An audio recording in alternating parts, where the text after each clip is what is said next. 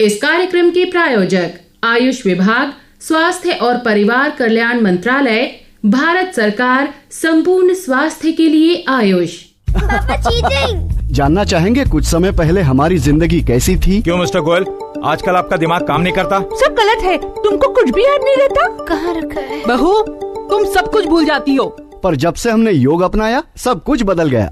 Mister Goyal, क्या दिमाग लगाया है? अरे वाह, सब कुछ याद रहने लगा। जब से मैंने योगा किया है मैं कुछ नहीं भूलती। योग बनाए रखता है शारीरिक और मानसिक संतुलन और बच्चों में बढ़ाता है स्मरण शक्ति। जो करे योगासन, स्वस्थ रहे तन मन।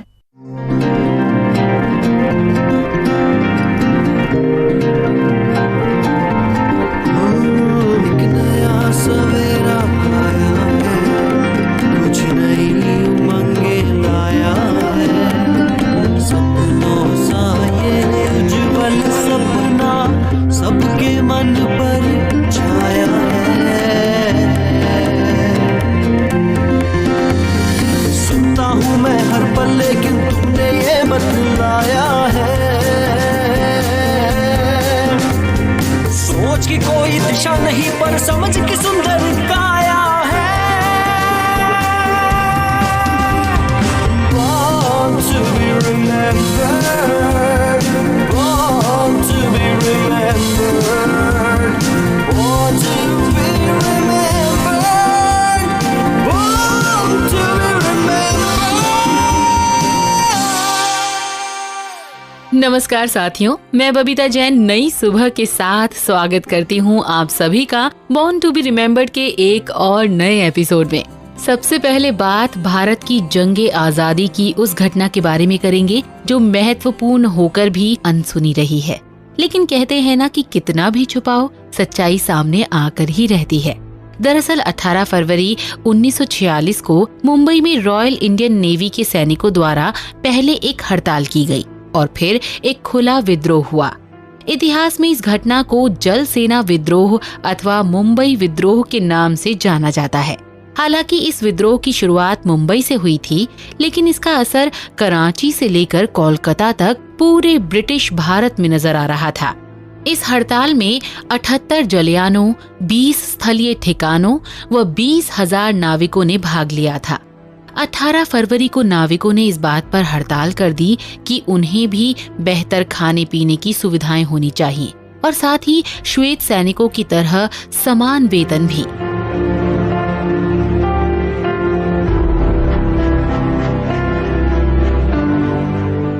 जैसे जैसे हड़ताल का समय बढ़ रहा था, सैनिकों की मांगों में आजाद हिंद फौज के सैनिकों को रिहा करने व इंडोनेशिया भेजे गए भारतीय सैनिकों को वापस बुलाए जाने की मांग भी शामिल हो गई। ब्रिटिश अफसरों ने इस हड़ताल को कुचलने के लिए 20 फरवरी को सैनिकों की टुकड़ी मुंबई तैनात कर दी। 9 सैनिकों को लगा कि सब ठीक है और उन्होंने शांतिपूर्ण तरीके से हड़ताल को बनाए रखने के लिए 5 सदस्यीय कार्यकारिणी का गठन किया। लेकिन कहीं न कहीं उनके मन में दुविधा थी कि ब्रिटिश सैनिक धोखा न दे दे। विद्रोही सैनिकों को अपने अपने जहाजों पर लौटने के आदेश दिए गए और उन्होंने ऐसा मान भी लिया, लेकिन इसके पहले कि वो संभल पाते, उन्हें ब्रिटिश सैनिकों ने घेर लिया। विद्रोह की खबर मिलते ही कराची, कोलकाता, मद्रास, पुणे के 9 सैनिक भी हड़ताल में शामिल हो गए। देखते ही देखते ये विद्रोह देश भर में फैल गया और 22 फरवरी इसका चरम बिंदु साबित हुआ।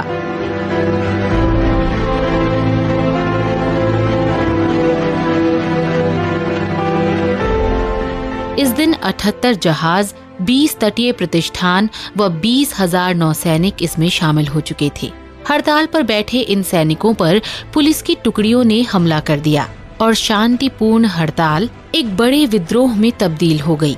ब्रिटिश अफसरों के लिए हड़ताल संभालना इसलिए भी गंभीर हो गया क्योंकि इसी दौरान वायु सेना के सैनिकों ने भी हड़ताल कर दी थी। सैनिकों को आत्मसमर्पण करने के लिए राजी कर लिया गया।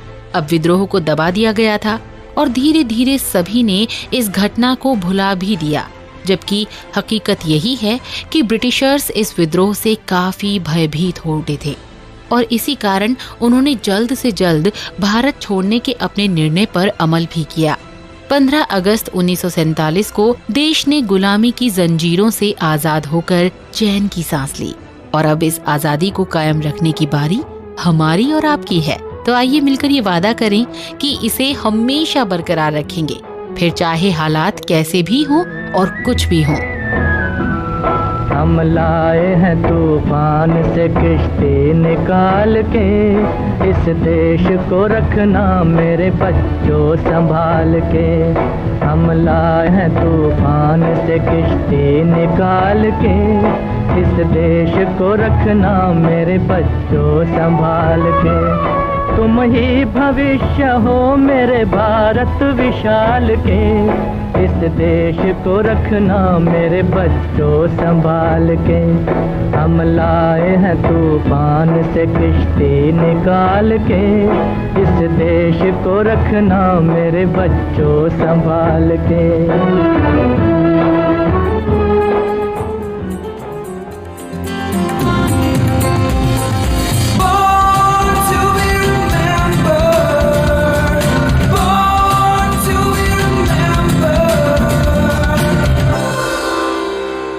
साथियों, देश की आजादी के बाद जो राजनेता भारत के भाग्य को चमकाने के लिए आगे आए, उन्हें ये जिम्मेवारी एक दिन में नहीं मिली थी, बल्कि इसके लिए उन्होंने पहले से ही अपनी योग्यता को हर कदम पर साबित किया था।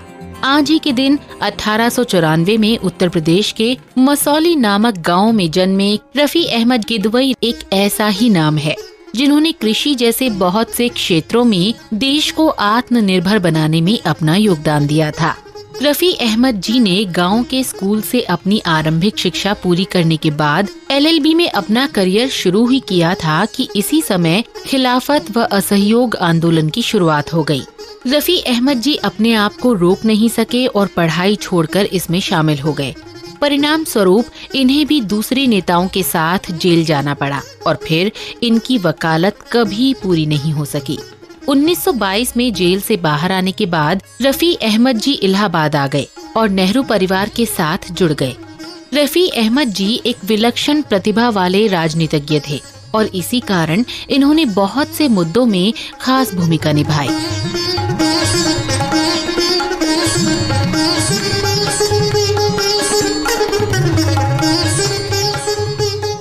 1926 में स्वराज पार्टी के चुनाव प्रसार के लिए रफी अहमद जी ने महत्वपूर्ण राजनीति तैयार की और खुद भी विधानसभा सदस्य के रूप में चुने गए।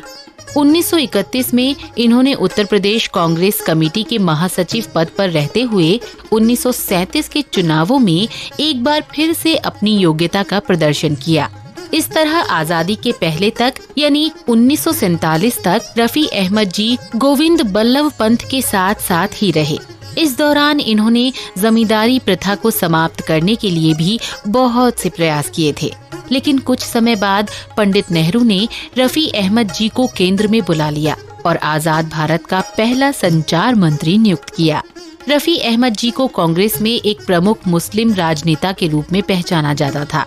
इस तरह अपनी योग्यता से राजनीति में इन्होंने धर्मनिरपेक्षता व हिंदू मुस्लिम एकता का हमेशा ही समर्थन किया। 24 अक्टूबर 1954 को रफी अहमद जी दिल्ली में आयोजित एक जनसभा को संबोधित करने पहुंचे थे और अपना भाषण पूरा करने के थोड़ी ही देर बाद इन्हें अस्थमा का दौरा पड़ा, जिस कारण इनकी धड़कनें थमती चली गईं और दिल ने अचानक काम करना बंद कर दिया। इस घटना के साथ ही देश ने प्रभावशाली राजनेता को हमेशा हमेशा के लिए खो दिया। आज भले ही रफी अहमद जी हमारे बीच नहीं हैं, लेकिन उनके विचार अभी भी हमें एक दूसरे से जोड़े हुए हैं और आगे भी यूं ही जोड़े रहेंगे। हमारी एकता और विकास ही रफी अहमद जी को हमारी ओर से सही मायनों में सलामी होगी।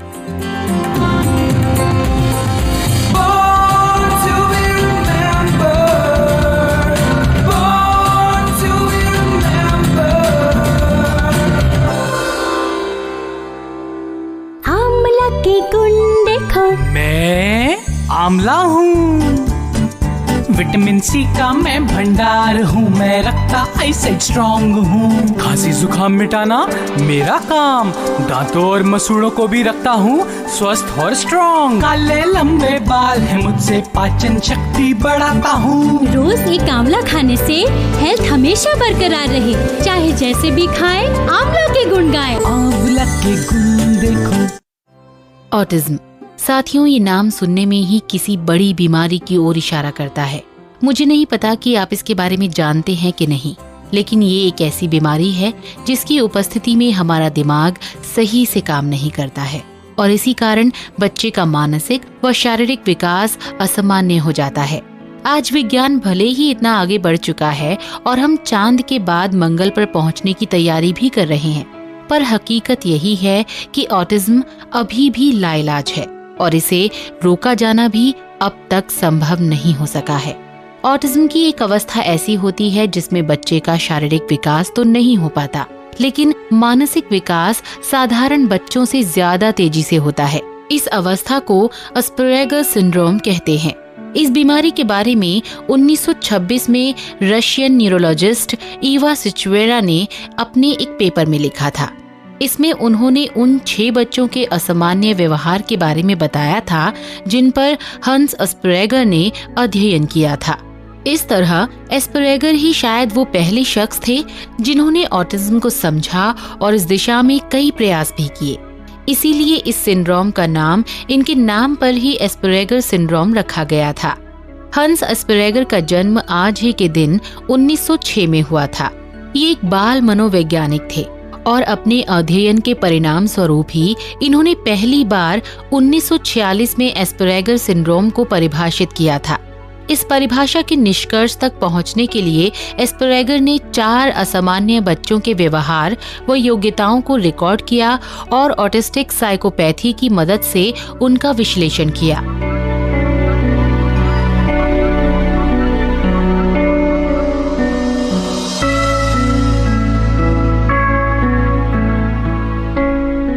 ऑटिस्टिक साइकोपैथी का प्रयोग व्यक्तिगत बीमारियों का पता लगाने के लिए किया जाता है।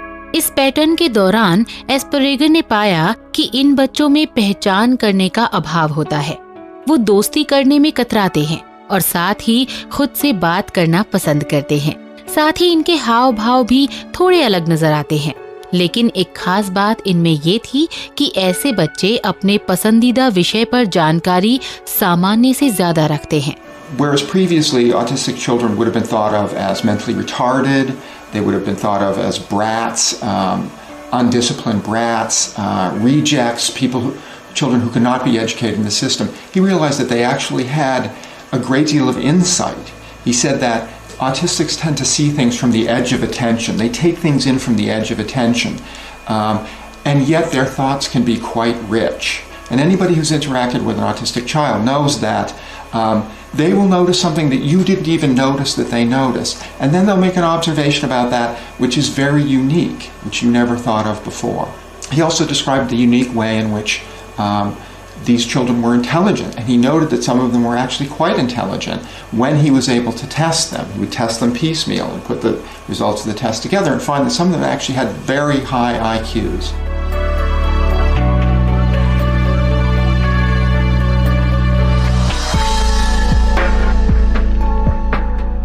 एस्परगर ने अपने शोध के दौरान फ्रिट्ज वी नामक एक ऐसे बच्चे को काफी लंबे समय तक फॉलो किया था जो आगे चलकर अंतरिक्ष विज्ञान का प्रोफेसर बना और साथ ही उसने न्यूटन के नियम में मौजूद एक गलती को भी सही किया जिसकी पहचान फ्रिट्ज ने बचपन में ही कर ली थी।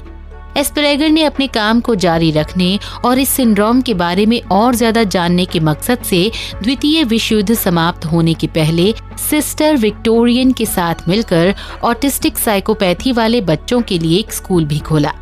हालांकि ये स्कूल युद्ध समाप्ति के दौरान हुए एक बम विस्फोट में ढह गया और साथ ही एस्परगर द्वारा किया गया लगभग हर कार्य का प्रमाण भी इसी के साथ नष्ट हो गया, जिसके बाद पश्चिम में इस बीमारी को देर से समझने की वजह यही विस्फोट रहा, क्योंकि सिंड्रोम से जुड़े तथ्य नष्ट हो गए थे और इसे जानने वाले भी ज्यादा लोग नहीं थे। पर एक बात जो इन सबसे खास थी वो ये थी कि खुद हंस एस्परगर को भी एक ऐसा शख्स माना जाता है जिसे बचपन में मित्र बनाने में परेशानी होती थी, लेकिन उसे भाषाओं पर महारत हासिल थी।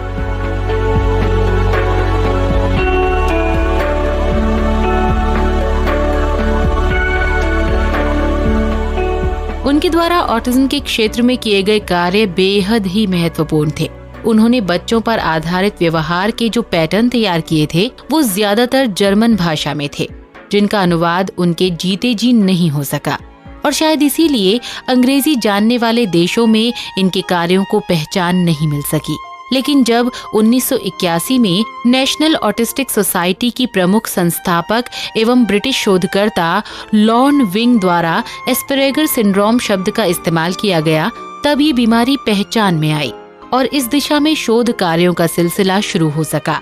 आज पूरी दुनिया इस सिंड्रोम से वाकिफ है और विज्ञान जगत लगातार इसके कारणों का सही पता लगाने की दिशा में प्रयासरत है।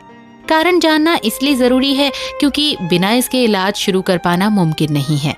लेकिन आज समस्त विश्व हंस एस्परगर के योगदानों का शुक्रगुजार है और उन्हें उनकी जयंती पर याद करते हुए तहे दिल से सलाम करता है।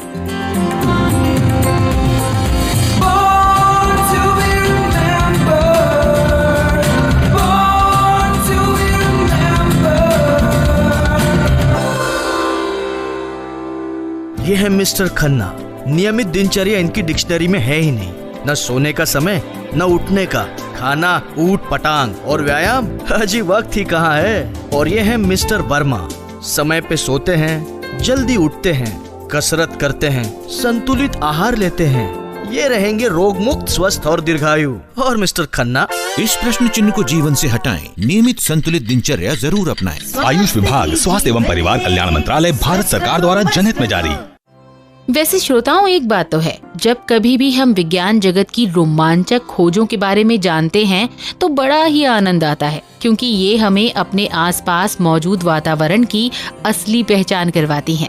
अब वोल्टाइक पाइल नामक उपकरण का उदाहरण ही ले लीजिए। साफ समझ में आ जाएगा कि वैज्ञानिकों की सोच अलग होती है, इसीलिए वो इतिहास में स्थान भी अलग ही रखते हैं। वोल्टाइक पाइल का आविष्कार आज ही के दिन वर्ष 1745 में इटली में जन्मे एलेसैंड्रो वोल्टा द्वारा किया गया था। वोल्टा ने न सिर्फ वोल्टाइक पाइल को इजाद किया, बल्कि बिजली पैदा करने का पहला प्रायोगिक तरीका भी खोजा था। इसके अलावा इन्होंने इलेक्ट्रोस्टैटिक्स, मीटियोरोलॉजी और न्यूमेटिक्स आदि के क्षेत्र में भी महत्वपूर्ण योगदान किया था।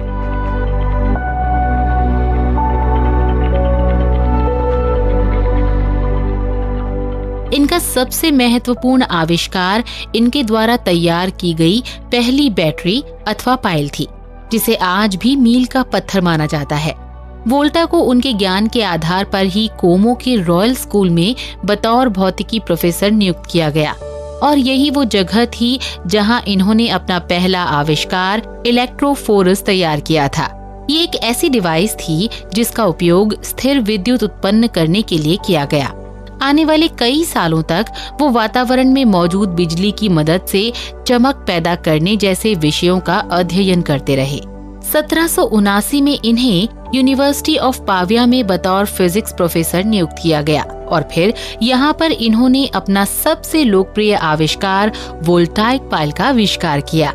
1791 में लुइजी गैल्वानी द्वारा एनिमल इलेक्ट्रिसिटी के सिद्धांत को चुनौती देते हुए वोल्टा ने साबित कर दिया कि जानवरों के टिश्यूज यानी ऊतकों से बिजली नहीं बनाई जा सकती है।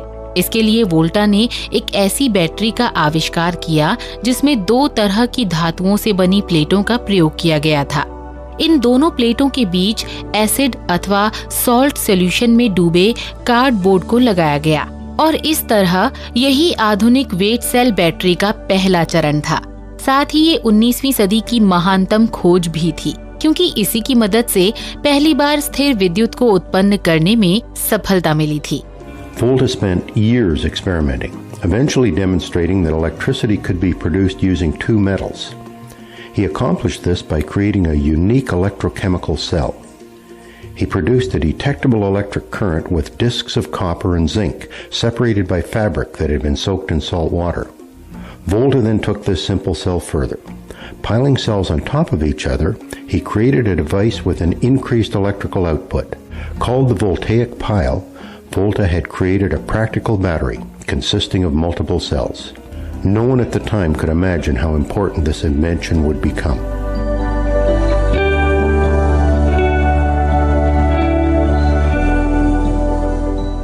वोल्टा ने इस आविष्कार के बाद भी इसमें कई तरह के सुधार जारी रखे और अलग अलग तरह के एलिमेंट्स अथवा तत्वों का प्रयोग करते हुए बहुत सी नई पाइल या बैटरी तैयार की।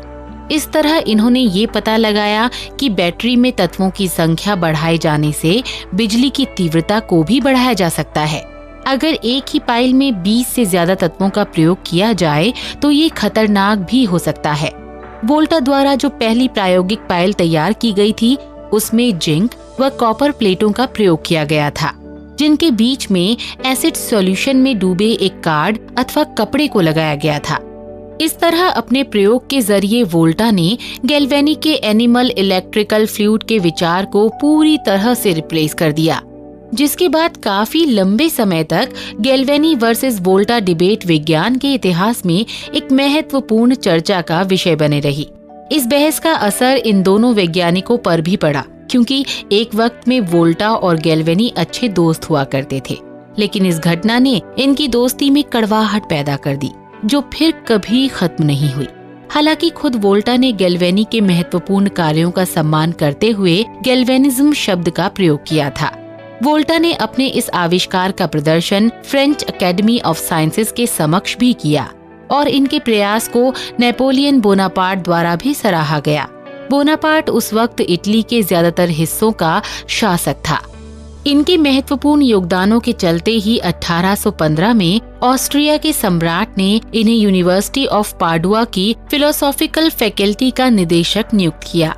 इस पद को ग्रहण करने के करीब 12 साल बाद वोल्टा ने इस दुनिया को अलविदा कह दिया और आज विज्ञान के क्षेत्र में जिस वोल्टा शब्द का प्रयोग किया जाता है, दरअसल उसे 1881 में वोल्टा के योगदानों के सम्मान में शामिल किया गया था। आज समस्त वैज्ञानिक समुदाय व हमारी पूरी टीम इस महान वैज्ञानिक को तहे दिल से सलाम करती है।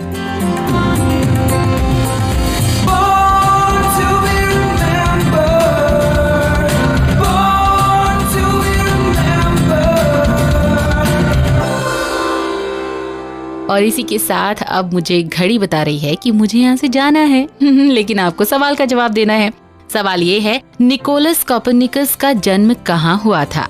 आपको सही जवाब बताना है borntoberemembered@gmail.com पर। और साथ ही अगर आप हमारे शो से और जुड़ना चाहते हैं और जानना चाहते हैं तो facebook.com/borntoberemembered के पेज पर जाकर जरूर विजिट करिएगा। तो अभी अपनी दोस्त बबीता को दीजिए इजाजत। नमस्कार। मैं बनना चाहूँ जैसा पर शायद सपनों में, मैं उड़ना चाहूँ जैसा पर शायद सपनों में।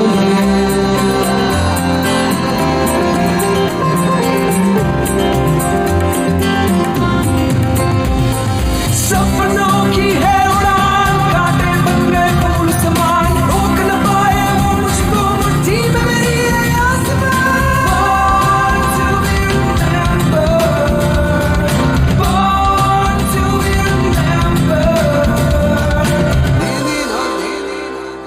इस कार्यक्रम के प्रस्तुतकर्ता है अभिषेक लकड़ा, सह प्रस्तुतकर्ता कोपल ठाकुर, आलेख प्रियंका तिवारी, शोध एवं विकास अभिषेक शर्मा, कार्यकारी निर्माता जैनेन्द्र सिंह। अंतर्राष्ट्रीय बाजार में आयुर्वेद, सिद्धा और यूनानी हर्बल प्रोडक्ट्स की बड़ी मांग है। अगर हम उन मानकों पर खरे न उतरे तो हमारे जैसे व्यापारियों के लिए रिस्क भी बड़ा है। इन सब मुद्दों का ख्याल रखेगा VCS वॉलंटरी सर्टिफिकेशन स्कीम। उत्पादक अपने हर्बल प्रोडक्ट्स के लिए गुणवत्ता की ये निशानी पा सकते हैं। आयुष प्रीमियम मार्क उत्पादन WHO द्वारा निर्धारित गुड मैन्युफैक्चरिंग प्रैक्टिसेस यानी GMP के अनुसार VCS यानी सुनिश्चित और सुरक्षित व्यापार। इस कार्यक्रम के प्रायोजक आयुष विभाग, स्वास्थ्य और परिवार कल्याण मंत्रालय, भारत सरकार, संपूर्ण स्वास्थ्य के लिए आयुष।